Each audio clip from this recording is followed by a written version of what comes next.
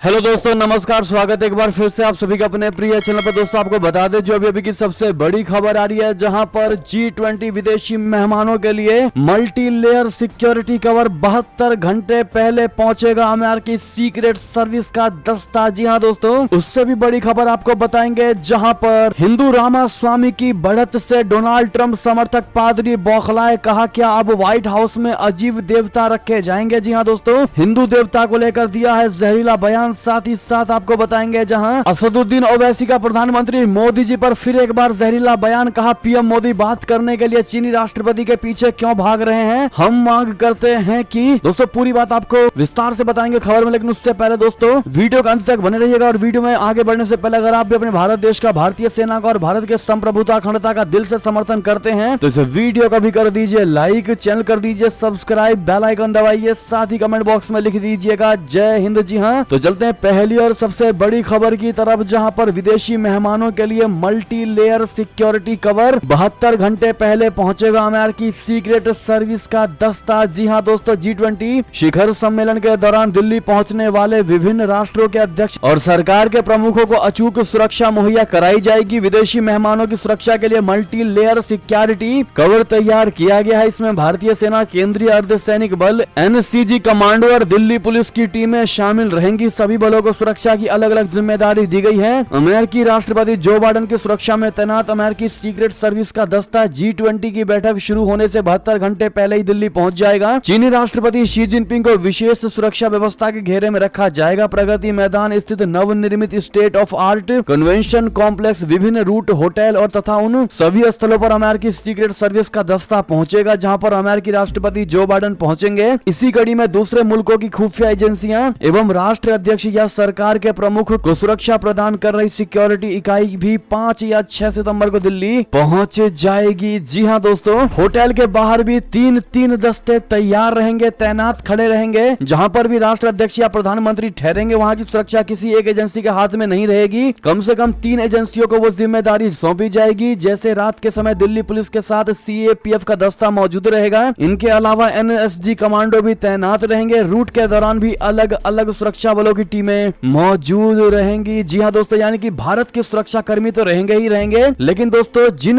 देशों के नेता आने वाले हैं उनकी सिक्योरिटी भी रहने वाली है। बहरहाल दोस्तों, इसी अपडेट के साथ चलते हैं अगली बड़ी खबर की तरफ, जहां प्रधानमंत्री मोदी जी को ग्रीस में मिला सम्मान। राष्ट्रपति ने कहा कि भारत का रुतबा ही बढ़ा दिया मोदी जी ने। जी हाँ, दुनिया के लिए जमकर किया काम। बता दें प्रधानमंत्री नरेंद्र मोदी ग्रीस के एक दिन के दौरे पर थे, जहां उन्हें grand cross of the order of honour सम्मान मिला। उन्हें यह सम्मान ग्रीस की राष्ट्रपति कैटेरिना एनसाकेलारोपोउलोऊ ने शुक्रवार को राजधानी एथेंस में मुलाकात के दौरान प्रदान किया। सम्मान प्राप्त करने के बाद पीएम मोदी ने ग्रीस की राष्ट्रपति और देश की जनता का धन्यवाद दिया। उन्होंने कहा कि यह भारत के प्रति ग्रीस के लोगों के सम्मान को दर्शाता है। पीएम मोदी ने ट्विटर पर एक पोस्ट में कहा कि मैं राष्ट्रपति कैटेरिना, ग्रीस सरकार और लोगों को धन्यवाद देता हूं जिन्होंने मेरा सम्मान किया है। यह भारत के प्रति ग्रीस के लोगों के सम्मान को दिखाता है। दोस्तों आप सभी को बता दें कि grand cross of the order of honour सम्मान जो है वो ग्रीस की राष्ट्रपति की ओर से दूसरे देश के प्रधानमंत्रियों एवं अन्य बड़ी हस्तियों को ही प्रदान किया जाता है। ग्रीस के लिए ये योगदान देने वाली हस्तियों को ये सम्मान दिया जाता है। सम्मान के साथ लिखा गया है कि पीएम नरेंद्र मोदी और भारत के फ्रेंडली लोगों के सम्मान में ग्रीस सरकार ने लिखा कि भारत के प्रधानमंत्री के दौरे पर सरकार की ओर से यह सम्मान प्रदान किया गया है। वो ऐसे शख्स हैं जिन्होंने अपने देश की दुनिया भर में पहुंच बनाने के लिए पुरजोर प्रयास किया है। उन्होंने भारत को आर्थिक समृद्धि और प्रगति की राह पर ले जाने के लिए बड़े सुधार किए हैं। वो एक स्टेट्समैन है जिन्होंने पर्यावरण संरक्षण को अंतर्राष्ट्रीय एजेंडा बनाया। यानी कि दोस्तों ग्रीस की राष्ट्रपति ने जमकर समर्थन किया और खुला सम्मान दिया है प्रधानमंत्री नरेंद्र मोदी जी को। उनका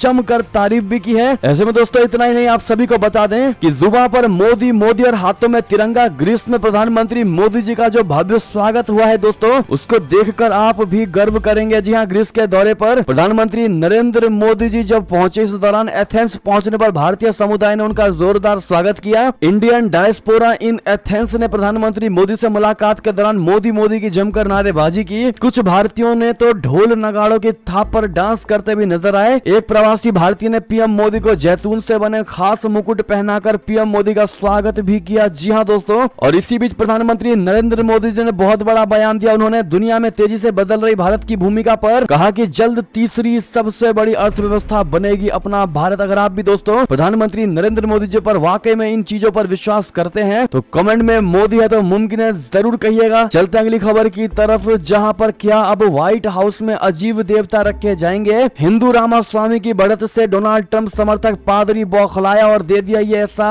जहरीला बयान। जी हां दोस्तों, अमेरिका में अगले साल चुनाव होने वाले हैं। विवेक रामास्वामी पिछले कुछ हफ्तों में एक प्रमुख रिपब्लिकन उम्मीदवार के तौर पर सामने आए हैं, खासकर उन लोगों के लिए जो डोनाल्ड ट्रंप का विकल्प खोज रहे हैं, ऑप्शन खोज रहे हैं। विवेक एक धर्मनिष्ठ हिंदू हैं दोस्तों, और ऐसे में उनकी आस्था उनके व्हाइट हाउस पहुंचने में बाधा बन सकती है। ट्रंप समर्थक पादरी और स्वघोषित पैगंबर और चुनाव से इनकार करने वाले हैंक कुनीमन ने रामास्वामी पर उनकी आस्था को लेकर हमला किया है। मीडिया रिपोर्ट के मुताबिक द रोलिंग स्टोन्स में लिखे एक लेख के मुताबिक कुनमैन ने हाल के अपने उपदेश में रामास्वामी की आस्था पर हमला करते हुए दावा किया कि इस नए युवा व्यक्ति से खतरा है। उन्होंने दावा किया कि अगर ये प्रभु यीशु मसीह की सेवा नहीं करता है तो आपका ईश्वर से झगड़ा होगा। उन्होंने आगे कहा कि हम क्या कर रहे हैं, क्या आप किसी व्यक्ति को बाइबल के अलावा किसी अन्य चीज पर अपना हाथ रखने देंगे? क्या आप उसे अपनी सभी अजीब देवताओं को व्हाइट हाउस में रखने देंगे? यानी कि दोस्तों हिंदू देवी देवताओं को लेकर इस पादरी ने ऐसा उल्टा बयान दिया है दोस्तों, और उन देवी देवताओं को व्हाइट हाउस में रखा जाएगा जिसको सबसे खराब बताया गया है इस पादरी के द्वारा। ऐसे में आपकी क्या राय होगी, आपके क्या सुझाव होंगे दोस्तों, कमेंट में लिखकर अवश्य बताइएगा। और कितने लोग ये मानते हैं कि रामास्वामी ही अगले राष्ट्रपति बनेंगे अमेरिका के, वो कमेंट में अपनी राय अवश्य लिखिएगा और ऑल द बेस्ट जरूर कह दीजिएगा रामास्वामी को। चलते हैं अगली खबर की तरफ, जहां पर चंद्रयान 3 की सफलता के बाद आदित्य L1 की तैयारी हुई तेज। आखिर सूर्य का अध्ययन करने क्यों जा रहा अपना मिशन बता दें। भारतीय अंतरिक्ष अनुसंधान संगठन ने चांद के दक्षिणी ध्रुव पर चंद्रयान 3 को सफलता पूर्वक उतारकर इतिहास रच दिया। उत्साह से लबरेज राष्ट्रीय अंतरिक्ष एजेंसी का अभियान यही नहीं रुकने वाला है। एजेंसी अगले महीने आदित्य L1 मिशन को लॉन्च करने की तैयारी में जुटी हुई है। इस मिशन का उद्देश्य सूर्य का अध्ययन करना है। चंद्रयान 3 की ऐतिहासिक सफलता के बाद अब दुनिया की नजर आदित्य L1 मिशन पर होगी। आदित्य L1 क्या है, मिशन के उद्देश्य क्या है, मिशन के घटक कौन कौन से हैं, इसे कब लॉन्च किया जाएगा, सूर्य का अध्ययन क्यों जरूरी है, ये सबसे बड़ा सवाल है दोस्तों। आपको बताते हैं आदित्य L1 सूर्य का अध्ययन करने वाला मिशन है। इसके साथ ही इसरो ने इसे पहला अंतरिक्ष आधारित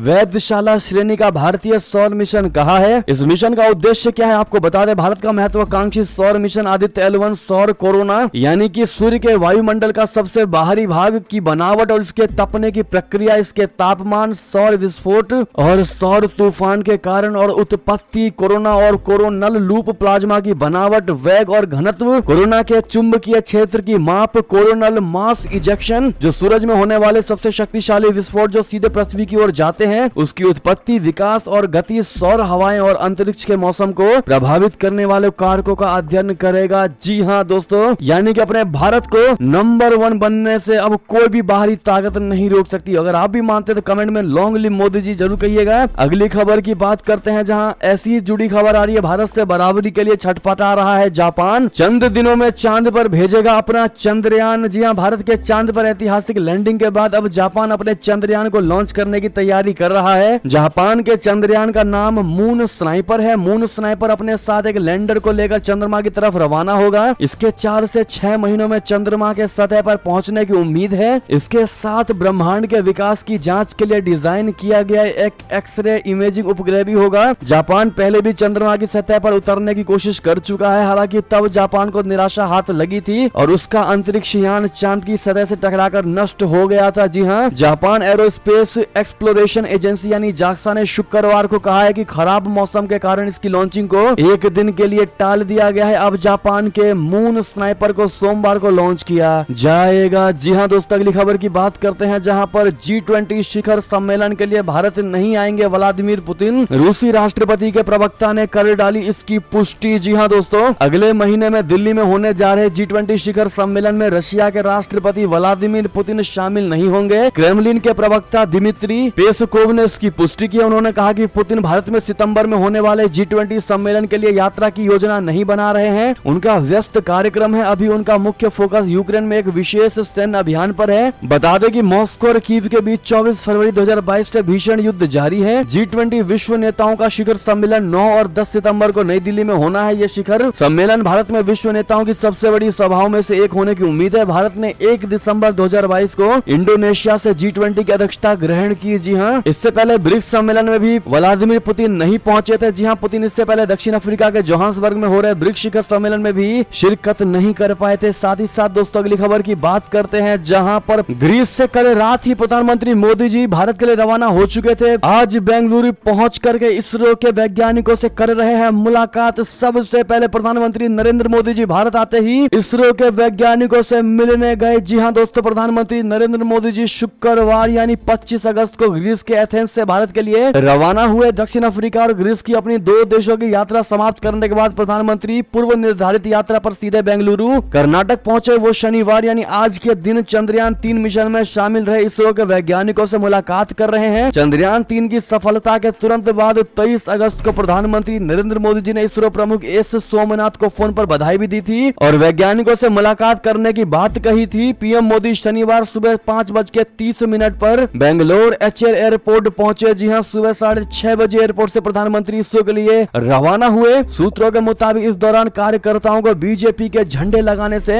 मना किया गया, केवल तिरंगा लगाने के निर्देश दिए गए। चलते दोस्तों अगली खबर की तरफ, जहां पर मणिपुर में धार्मिक हिंसा के नहीं मिले सबूत, अमेरिकी थिंक टैंक ने रिपोर्ट में किया अब तक का सबसे बड़ा खुलासा। जी हां, अमेरिका स्थित भारत केंद्रित थिंक टैंक ने रिपोर्ट में कहा है कि मणिपुर में धार्मिक हिंसा के कोई सबूत नहीं है और उसने इस हिंसा के लिए अंतर जनजाति अविश्वास, आर्थिक प्रभावों के डर, मादक पदार्थ और विद्रोह को जिम्मेदार ठहराया है। इस सप्ताह जारी रिपोर्ट में foundation for India and Indian diaspora studies यानी FIIDS ने कहा कि कुछ लोगों के आरोपों के अनुसार विदेशी दखल की संभावना से भी इनकार नहीं किया जा सकता। FIIDS ने कहा कि मणिपुर राज्य सरकार और भारत सरकार दोनों ने शांति स्थापित करने और प्रभावित लोगों को राहत प्रदान करने के लिए अपने सभी संसाधन तैनात किए हैं। रिपोर्ट में कहा गया है कि संक्षेप में कहें तो अतीत की नकारात्मक बातें, जनजातियों के बीच आपसी अविश्वास, आर्थिक प्रभाव का डर, मादक पदार्थ और विद्रोह इस हिंसा में कारक रहे हैं। चलते हैं दोस्तों अगली खबर की तरफ, जहां पर यूरोप की सबसे ऊंची चोटी पर भारत ने लहराया तिरंगा, फहराया तिरंगा। यूपी के अभिनीत ने फतेह कर दी माउंट एलब्रूस। जी हां दोस्तों,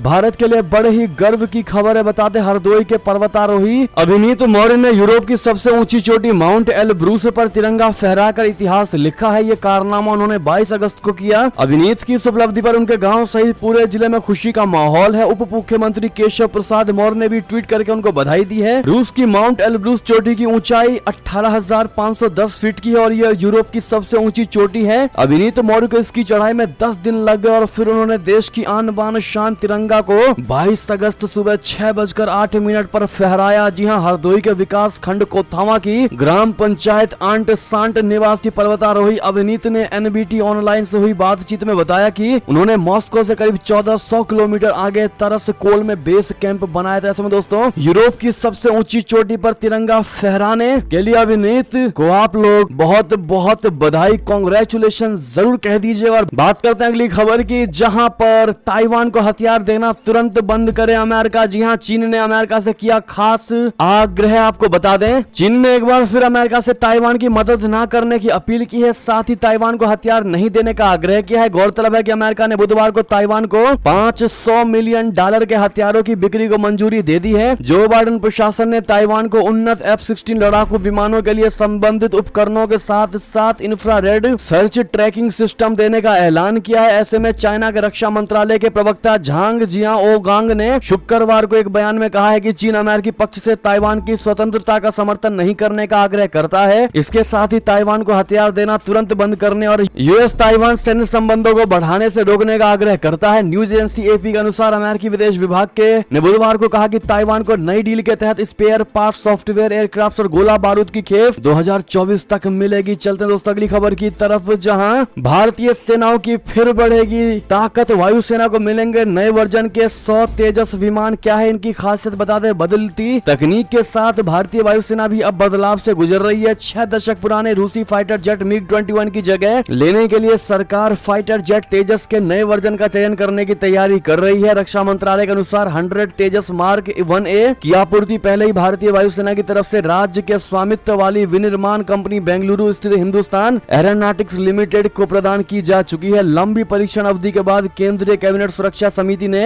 2021 की शुरुआत में 83 स्वदेशी रूप से विकसित हल्के लड़ाकू जेट मार्क 1A की खरीद को मंजूरी दे दी। इसके बाद HAL ने व्यवसायिक आधार पर इसका प्रोडक्शन शुरू कर दिया। वायुसेना सूत्रों के मुताबिक स्वदेशी तकनीक वाले हल्के लड़ाकू विमानों का का इस्तेमाल मुख्य रूप से 60 के दशक के रूसी MiG-21 के रिप्लेसमेंट के रूप में किया जाएगा। वायुसेना के एक अधिकारी ने कहा है कि अगले कुछ वर्षों में 300 से अधिक तेजस लड़ाकू विमानों को लड़ाकू स्क्वाड्रन में शामिल किया जाएगा। अगली खबर की बात करें जहां टेस्ला के लिए नियम बदलेगी सरकार, सस्ती होगी इलेक्ट्रिक कार। एलोन मस्क को मोदी सरकार का बहुत बड़ा तोहफा। जी हां, भारत सरकार ऑटोमोबाइल निर्माताओं के लिए इलेक्ट्रिक वाहन पर आयात टैक्स में कटौती करने पर विचार कर रही है। इसके लिए शर्त ये रखी जा सकती है कि उन्हें लोकल मैन्युफैक्चरिंग यूनिट के साथ गठजोड़ करना होगा। ये कदम एलोन मस्क की टेस्ला द्वारा भारत में एक कार फैक्ट्री स्थापित करने के लिए निवेश प्रस्ताव के बाद आया है, जो घरेलू बाजार में प्रवेश करने का एक तरीका है। ऐसा माना जा रहा है कि सरकार भारत में टेस्ला की एंट्री कराने और निवेश को बढ़ावा देने के लिए नई ईवी पॉलिसी पर काम करना शुरू कर दिया है। एलोन मस्क और उनकी टीम ने भारत सरकार संग इस मसले पर काफी बातचीत की है। राइटर्स की एक एक्सक्लूसिव रिपोर्ट के मुताबिक 33 लाख रुपए से अधिक कीमत वाली विदेशी कारों के लिए आयात कर पर मौजूदा 100% टैक्स को कम करके 15% तय किया जा सकता है। चलते हैं दोस्तों अगली खबर की तरफ, जहां लूना 25 के क्रैश से रशिया ने नहीं मानी हार, चांद के दक्षिणी ध्रुव को फतेह करने के लिए बनाया नया प्लान। कब होगा लॉन्च मिशन, आपको बता दें। रूसी स्पेस एजेंसी रोसकोसमोस ने 50 साल बाद चांद पर एक मिशन भेजा था। उन्हें उम्मीद थी कि रशिया का लूना 25 स्पेस एयरक्राफ्ट चांद के दक्षिणी ध्रुव पर उतरने वाला सबसे पहला अंतरिक्ष यान बनेगा, लेकिन जब ये स्पेस क्राफ्ट चांद की सतह पर उतरने वाला था उससे पहले ही खराबी आ गई और यहाँ सतह पर क्रैश हो गया। लेकिन इस क्रैश के बाद भी रशिया ने हार नहीं मानी। इस रूसी स्पेस एजेंसी एक बार फिर चांद से जुड़ा मिशन शुरू करने वाली है। 23 अगस्त को भारत का चंद्रयान 3 मिशन चांद के दक्षिणी ध्रुव पर उतरा। चांद पर उतरने वाला भारत चौथा देश बना है दोस्तों, तो वहीं दक्षिणी ध्रुव पर उतरने वाला पहला देश बन गया। ऐसे में फेल होने के बाद रशिया एक बार फिर चांद पर जाने की तैयारी बना रहा है। अगली खबर की बात करते हैं, जहां विक्रम सिंघे ने किया पूर्वी प्रांत को बहुआयामी केंद्र में बदलने का वादा, भारत की मदद पर कह दी ये बात। दरअसल श्रीलंका के राष्ट्रपति रानिल विक्रम सिंघे ने तमिल बहुल पूर्वी प्रांत यानी विशेष रूप से त्रिंकोमाली जिला को एक बहुआयामी केंद्र में बदलने का वादा किया है। इसके लिए उन्होंने भारत की ओर से दी जा रही मदद का भी जिक्र किया है। प्रांत के भीतर विकासात्मक पहलों पर गुरुवार को एक विशेष समिति की बैठक आयोजित की गई। बैठक को संबोधित करते हुए विक्रम सिंघे ने पूर्वी विकास परियोजना में तेजी लाने पर जोर दिया और द्वीप राष्ट्र की नकदी की कमी वाली अर्थव्यवस्था के लिए एक अनुकूल माहौल को बढ़ावा देने को कहा। यहाँ राष्ट्रपति कार्यालय की ओर से जारी एक विज्ञप्ति में कहा गया है कि राष्ट्रपति विक्रम सिंघे ने इस परियोजना में भारत की मदद लेने की आवश्यकता पर जोर दिया और इसके रणनीतिक महत्व को रेखांकित किया। साथ ही साथ दोस्तों अगली खबर की बात करें, जहां बाइडेन के इस कदम से बढ़ सकता है पुतिन का गुस्सा, क्या और घातक होगी रूस यूक्रेन के बीच की जंग। बताते रशिया और यूक्रेन के बीच चल रही जंग के बीच अमेरिका ने कहा है कि वो यूक्रेन को अपना लड़ाकू विमान F-16 देगा। अमेरिका के राष्ट्रपति जो बाइडेन ने अपने सहयोगियों को यूक्रेनी सेना को F-16 लड़ाकू विमान के परिचालन संबंधित प्रशिक्षण को मंजूरी दे दी है। इससे भले ही ऐसा प्रतीत होता है कि अमेरिका के कदम में अचानक बदलाव आया है, लेकिन ऐसा कतई नहीं है। वास्तविकता यह है कि अमेरिका का यह कदम सहयोगियों के साथ कई महीनों तक चली आंतरिक और शांतिपूर्ण विचार विमर्श के बाद उठाया गया है। यूक्रेन के राष्ट्रपति वोलोदिमीर जेलेंस्की 15 महीने से रशिया के साथ जारी युद्ध में स्थिति मजबूत करने के लिए लंबे समय से अपने सेना को अमेरिका निर्मित लड़ाकू विमान उपलब्ध कराने की मांग कर रहे हैं, जिसके बाद ही अमेरिका ने इस सहयोग में शामिल होने का फैसला लिया। जी हां, साथ ही साथ अगली खबर की बात करते हैं, जहां पुतिन ने विमान दुर्घटना पर जताया दुख। वैगनर चीफ को लेकर कहा कि वो प्रतिभाशाली व्यक्ति थे, लेकिन उन्होंने जीवन में गंभीर गलतियां की थी। जी हां, रशिया के राष्ट्रपति व्लादिमीर पुतिन ने गुरुवार को वैगनर समूह के प्रमुख येवगेनी वी प्रिगोजिन की मौत को लेकर चुप्पी तोड़ी और विमान दुर्घटना में मारे गए सभी 10 पीड़ितों के परिवारों के प्रति संवेदना व्यक्त की। निजी अर्धसैनिक बल का निर्माण कर यूक्रेन, सीरिया और कई अफ्रीकी देशों में मॉस्को की ओर से लड़ने वाले प्रिगोजिन 23 अगस्त को एक विमान से यात्रा कर रहे थे। ये विमान मॉस्को के उत्तर पश्चिम में दुर्घटनाग्रस्त हो गया, जिसमें उनकी मौत हो गई। वो 62 साल के थे। अगली खबर की बात करते हैं, जहां असदुद्दीन ओवैसी का प्रधानमंत्री मोदी जी पर वार। कहा पीएम मोदी बात करने के लिए चीनी राष्ट्रपति के पीछे क्यों भाग रहे हैं। हम मांग करते हैं कि इस मुद्दे पर विशेष सत्र की अगुवाई होनी चाहिए। जी हां, ऑल इंडिया मजलिस इत्तेहादुल मुस्लिमीन के चीफ असदुद्दीन ओवैसी ने प्रधानमंत्री नरेंद्र मोदी और चीन के राष्ट्रपति शी जिनपिंग के बीच हुई संक्षिप्त बातचीत को लेकर शुक्रवार यानी 25 अगस्त को निशाना साधा। उन्होंने कहा कि आखिर पीएम मोदी चीन के पीछे क्यों भाग रहे हैं। सांसद ओवैसी ने हैदराबाद में कहा कि चीन के विदेश मंत्रालय ने बताया है कि पीएम मोदी बात करना चाहते हैं, लेकिन तब हमारे विदेश सचिव ने कुछ और कहा। मैं बीजेपी से पूछना चाहता हूं कि प्रधानमंत्री बात करने के लिए चीनी राष्ट्रपति के पीछे क्यों भाग रहे हैं। ओवैसी ने कहा कि लद्दाख सीमा में जो हो रहा है उसके बारे में प्रधानमंत्री देश के नागरिकों को अंधेरे में क्यों रख रहे हैं। क्या कारण है कि पीएम मोदी की की सरकार सेना पर अपना समाधान मानने का दबाव बना रही है, वो चीनी सैनिकों को इनाम क्यों देना चाहते हैं, बीजेपी सरकार इस पर चुप क्यों है। हम 2000 किलोमीटर वर्ग क्षेत्र के नुकसान पर चर्चा के लिए संसद के विशेष सत्र की मांग करते हैं, ये उनकी निजी संपत्ति नहीं है। अब ऐसे में दोस्तों, वैसे जिस प्रकार से पीएम मोदी पर वार कर रहे हैं दोस्तों, ऐसे में आपको क्या लगता है, क्या कि कहीं से कहीं तक इनका ये बयान लॉजिकल है दोस्तों, बताइएगा जरूर। अगली खबर की बात करते हैं, जहां 3 दिन दिल्ली रहेगी बंद, सड़कों के लिए लॉकडाउन जैसे 15 नियम कहां जा सकते हैं और कहां नहीं, आपको बता दें 3 दिनों के लिए दिल्ली बंद होने जा रही है। 8 से 10 सितंबर तक राजधानी में G20 सम्मेलन के दौरान स्कूल, दफ्तर और बाजार सब कुछ बंद रहने वाला है। इतना ही नहीं, दिल्ली की सड़कें भी कोविड लॉकडाउन की तरह खाली दिखने वाली हैं। अंतरराष्ट्रीय सम्मेलन के लिए दिल्ली ट्रैफिक पुलिस ने एडवाइजरी जारी कर दी है। पुलिस ने इसमें बताया है कि किन सड़कों पर रोक रहेगी और कहां आप चल सकते हैं। जिन सड़कों को आम वाहनों के लिए बंद रखा जाएगा, वहां किसे और किस शर्त पर चलने की अनुमति होगी। और यह भी बताया गया कि यह भी साफ कर दिया गया है कि जरूरी सेवाओं पर कोई रोक नहीं रहेगी। मेडिकल इमरजेंसी वाले वाहन पूरी तरीके से चलेंगी। बाकी जो जानकारी है वो आप स्क्रीन पर देख ही पा रहे होंगे दोस्तों। बहरहाल ये थे अभी की सारी बड़ी खबरें। आपको हमारी खबर कैसी लगी, आशा करता